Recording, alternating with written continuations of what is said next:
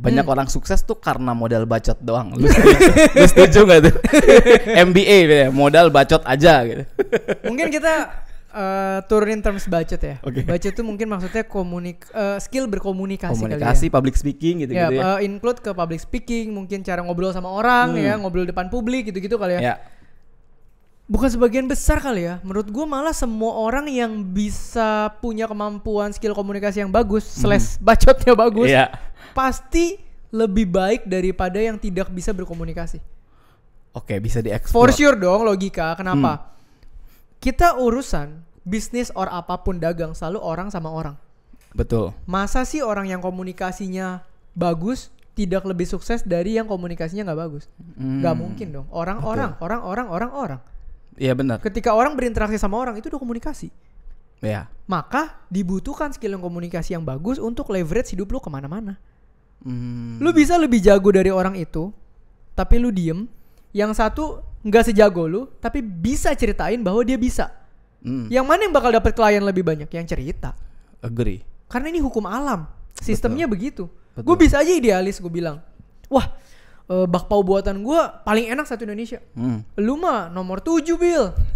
Tapi lu cerita terus. Wah, gue nih terinspirasi dari nenek gue bikin bakpao ya. Dari kecil nenek gue sebelum meninggal kasih gue makan bakpao mulu. Laku bakpao lu udah.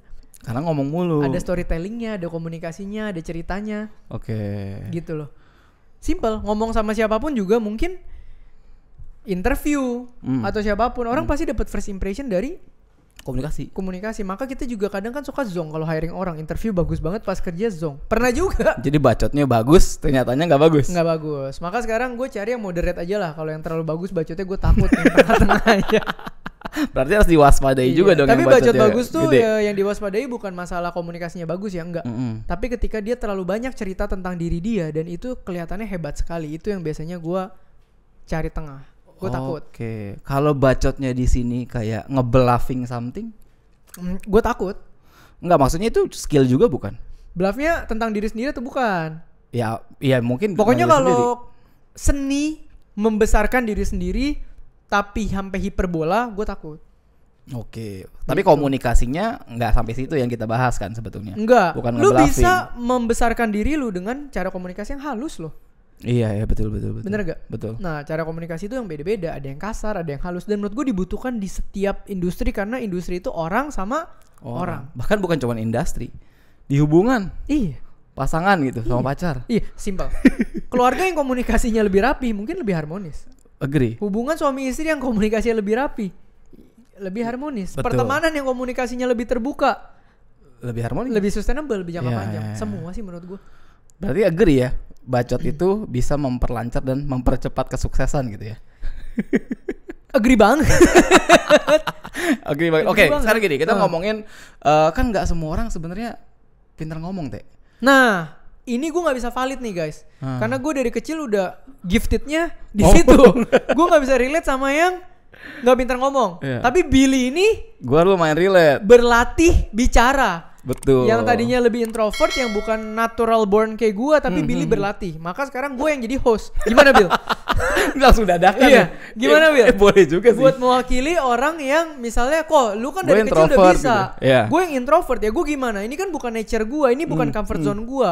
Gimana lu overcome itu? Toh kita jadi public speaker di mana-mana kita imbang gitu. Kok bisa nih lu ibaratnya talentanya nggak di situ, lu berlatih, gue talentanya di situ, tapi sing. Ya, gimana? Okay. Sebenarnya gue nggak sejago Theo juga sih. Bumbunya. Bacotnya. Ya gimana ya, namanya talenta ya guys. Talenta. Tapi emang Theo ini mau dihadapin sama 1.000 orang, 2.000 orang juga masih langsung bisa ngomong ya. Iya, nah, itu karena mungkin urat malunya tuh Tuhan ambil tuh. Kalau gue dulu malah pemalu banget ya. Nah gimana, mungkin ceritain dong. Relate sama 50-60% orang di dunia lah ya. Oke. Gue tuh introvert. Lu jangan kan ngomong sama 100 orang, 1.000 orang, sama 10 orang di depan gue aja gue bisa gemeteran. Oh, kalau gitu kita pecah dulu ya. Okay. Billy nih yang bahkan ngajarin gue networking dari awal guys. Jadi biarpun gue lebih bisa banyak komunikasi, tapi networking Billy tuh lebih terlatih daripada gue.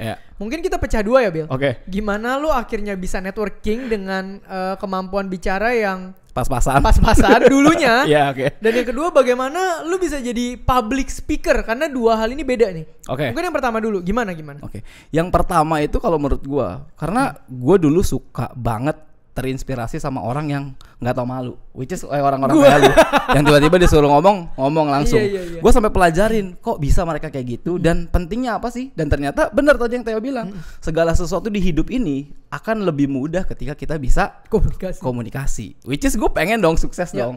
Artinya ini penting banget buat gue. Satu mungkin menurut kenapa gue bisa seperti ini karena gue ngerasa itu penting.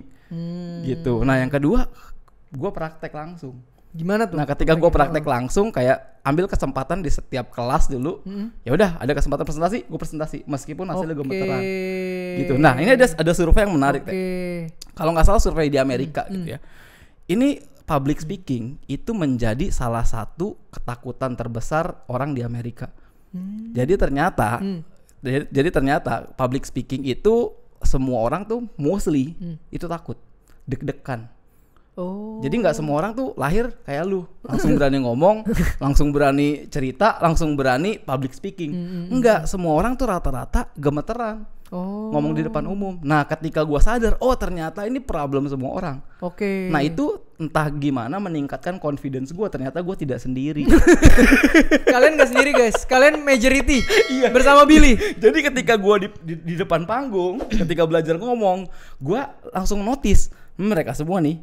Jangan bacot-bacot nih semuanya pada ketawain gua. Kalau seandainya lu pada di sini nih, lu akan ngerasain gemeteran yang berarti ini mentality yang lu pakai pas public speaking nih ya? Pas public speaking. Jadi pas ke depan lu ngerasa lu semua juga gak lebih jago dari gue. Sama aja kita sama-sama gak bisa aja. Kita latihan. Betul. Nah ketika kita ngerasa semua orang setara, pede. Akhirnya pede. Gitu. Dan pastinya practice, berlatih. Ada quotes yang bilang do what you fear, terus lihat setelah itu menghilang. Sama kayak lu naik roller coaster pertama kali, takut nggak? Takut. Nah sama public speaking gitu. Tapi ketika lu naik sekali, bisa jadi kedua kali, ketiga kali. Kalau gua habis naik sekali sampai sekarang nggak pernah lagi sih udah. Jadi sebenarnya mundur. Nah itu lu kebalikan makanya. Untung pas coba public speaking nggak kebalikan.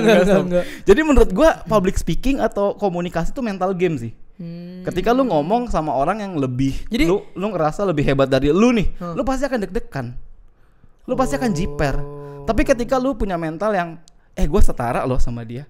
Gue tuh keren juga loh. Gue tuh nggak jelek-jelek amat loh. Sama loh. Nah itu akan menimbulkan keberanian buat lu ngomong, buat lu cerita, karena lu ngerasa setara. Jadi yang pertama sebenarnya confidence-nya ya? Confidence mental sih. Mentalitinya ya. Game, Dan ketika kita baru mulai networking atau mau public speaking ya pasti mental kita memang kalah duluan. Tapi mungkin setelah udah jalan 1, 2, 3, 4, 5 mental kita juga pelan-pelan improve. Naik ya. Berlatih Pak. Jadi convert ke confidence dan lama-lama makin biasa aja. Iya. Tapi ini bener sih. Gue tuh dulu memang terlahir seperti ini. Tapi ada momen gue inget deh, gue pernah deg-degan. Nah kapan tuh? Waktu ngobrol sama Pak Pandu Syahir. Gue deg-degan karena dia ponakan Pak Luhut Pak. Kalau itu gue juga deg-degan. Nah deg-degan tapi kan? Pada waktu itu kita public speakingnya lancar-lancar aja. Lancar, tapi dalam hati deg-degan. Kenapa? Karena gue ngerasa wah ini gue pertama kalinya masuk acara sama orang yang gue ngerasa liganya jauh di atas gue. Tapi sekarang enggak biasa dong. Biasa banget kan. Sekarang sama siapa aja biasa aja karena sudah pernah melewati itu. Nah itu yang gue rasakan Teh. Jadi menurut gue mental game banget. Jadi ketika misalkan teman-teman semua di sini yang nonton pengen belajar public speaking, pengen lancar komunikasi, ada kelasnya. Ada kelasnya di sini. Nggak, menurut gue simple, perbaikin mental lu. Ya tadi yang gue bilang. Terus kedua, berlatih aja. Nggak apa-apa jelek di awal mah nggak ada masalah. Ya kan? Tapi ke depan membantu lu. Ya kayak sekarang kita bisa diundang sama banking. Kemana-mana roadshow. Kita baru lagi roadshow 6 kota. Itu public speaking semua isinya. Kalau gue nggak bisa, gue nggak kebagian duitnya lu doang. Iya bener-bener. Aduh, sampai nabrak mic hidung gua. Nggak enak. Jadi memang semua butuh proses ya. Betul. Mungkin mentality itu bisa kita dapatkan juga dengan tabrak dulu. Iya benar. Memang akan jelek, nggak mungkin bagus, namanya juga first time ya. Iya. Tapi akan ada improvement dari sana. Pasti. Dan kalau kalian Indian nanya lagi, misalnya kayak, jadi perlu nggak nih? Perlu. Jadi harus bisa komunikasi nggak nih? Harus. Penting. Harus. Karena kalau nggak ntar rezeki lu digerus sama yang udah bisa komunikasi. Betul. Jadi ya, kan? Iya, jadi bacot aja tuh bukan aja. Bacot itu sesuatu hal yang berharga. Iya. Gitu loh. Jadi ketika lu ngomong jualan ludah beda. Beda lagi ya. Tapi sebetulnya jualan ludah enggak apa-apa. Sama itu juga komunikasi ya. Iya, asal berharga. Asal memang ilmu ya. Iya, betul. Makanya. Jadi buat teman-teman semua nih ya, inget ya, kalau misalnya sekarang gue introvert gimana nggak bisa networking, nggak bisa public speaking. Ya nggak apa-apa. Mungkin first time-nya lu memang bakal bikin orang ilfeel. Yeah. Mungkin bakal aduh fail. Tapi ya jangan nyerah, hajar terus, lama-lama biasa fail gitu ya. Lama-lama lu jadi bagus dong, biasa fail. Iya, improve aja gitu ya. Gitu. Iya sih, gila pikir-pikir nggak ada networking. Gila juga ya, nggak ada public speaking. Iya susah kan, hidup kita susah kan. Bener. Nah kemarin juga gue ketemu salah satu orang yang punya akademi kreator ya. Namanya gue usah sebut lah ya. Oke. Jadi ini maksudnya bukan brand akademi kreator, ini bukan Ogut ya maksudnya ya. Yang ada di industri Ogut tapi bukan Ogut, temennya gitu ya. Saya bilang, tapi lu tuh kenapa konten lu naik? Gue analisa kok. Lu tuh kena trifectanya. Wih, gue mah gak ngerti ya kan, ngomong aja. Ternyata di teorinya. Gimana tuh Teh? Trifectanya itu adalah visual. Oke. Visual ini bukan ngomongin ganteng atau cantik ya, tapi muka lu cocok gak di market. Oke. Kan market selera.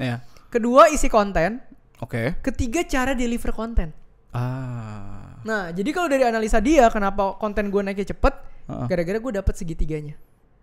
Bayangin kalau cara gue deliver kontennya nggak segini skornya. Semerawut. Mungkin beda lagi ceritanya gitu. Iya. Dan mungkin sekarang kita nggak bisa ngedealing sama apapun lebih gampang ya, ngomong sama tim lebih enak, ngomong sama partner lebih enak ya. Jadi menurut gue komunikasi itu benar-benar kunci. Bukan untuk sukses ya, tapi untuk memperlancar semuanya. Betul. Habis itu tampang. Bercanda. Ini udah habis sih lu waktunya. Kan gue balikin lagi, lu host lagi. Oh gitu, gue host lagi. Oke. Udah habis ya? Oh belum habis. Tapi bener nggak Teh, tampang itu bikin lebih gampang. Tentu saja. Aduh, tapi topiknya udah habis Teh. Jadi ya. hari ini gue di prank nih. Tiba-tiba Theo jadi host. Iya. Oke, kita lanjut ke topik selanjutnya aja ya.